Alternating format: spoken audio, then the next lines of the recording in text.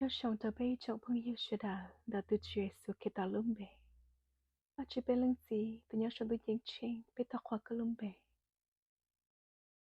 Chúng chia, ở phản ứng gặp lão, tôi lọt xa lợ. Ba bế tụ khi, tôi bế lưu xia cỡ shong. Ta muốn nhớ xe trong tờ phát trừ. Giờ phát trừ cả bế lưu xia, cho nên cho bế cho họ kể, và nâng.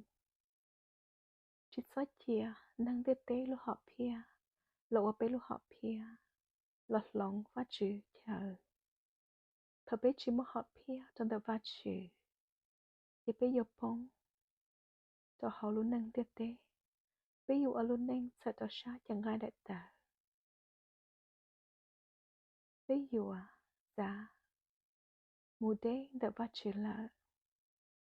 Ví dụ chỉ nọ phát trừ lúc xóa, thế bao chỉ mê, thọ phát trừ hù bê. Ví dụ khó cho xìa, thế ở sẽ xả, đó biết cho kén chênh.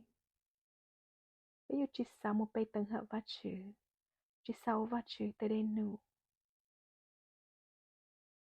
Thọ bê chỉ một họ pia trong tờ phát trừ. Ví dụ ở luôn nâng, li bê lúc xuyên nhẹ, li bê lúc xuyên trở. Ví dụ chỉ bỏ lúc họ pia ở phát trừ bát chê bút tờ bê. Nó nói của thời chờ bê sẽ đỡ.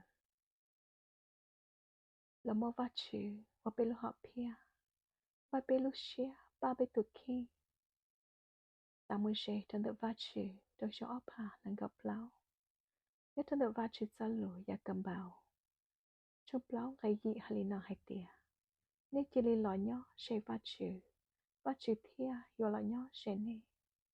Vá chữ xa lùi hành gì nhất trên đợt và là mì.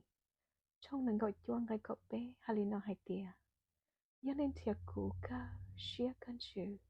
Nên yo dĩ cũ. Một chân tia li vát chữ xa lục kia.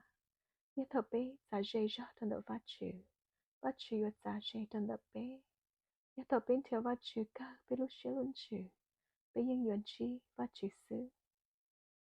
Lúc nọ chế bế mô lúc xế hỏi chữ xanh là nhận vát chữ xa lục. Chế bế thọ vát chữ.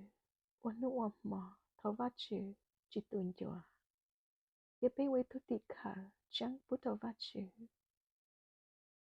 Thia, bế mô vát chữ lộ bế lộ họ pia. Thọ bế vô tì dạ trong linh nọ. Bế vô luôn nâng cho xếp lộ thân đợt vát chữ. Chúng chia phản ứng gặp lão. Thọ vát chữ bố bá tờ co. Tờ co dù mua, vát chữ tuần chữ bí nên đẩy co. Cơ yên nó vát chữ sơ kê lưu bố tờ co.